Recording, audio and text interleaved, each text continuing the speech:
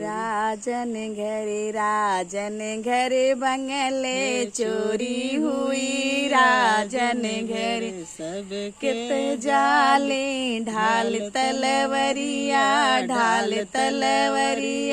सब माई के चोरी हुई। राजन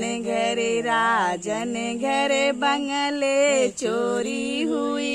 राजन घरे सबके जाली ढाल तलवरिया सम बहिनी चोरी हुई। राजन घरे बंगले चोरी हुई। राजन सबके जाली ढाल तलवरिया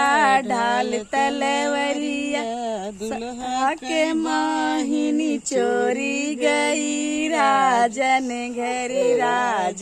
घरे बंगले चोरी हुई। राजन घर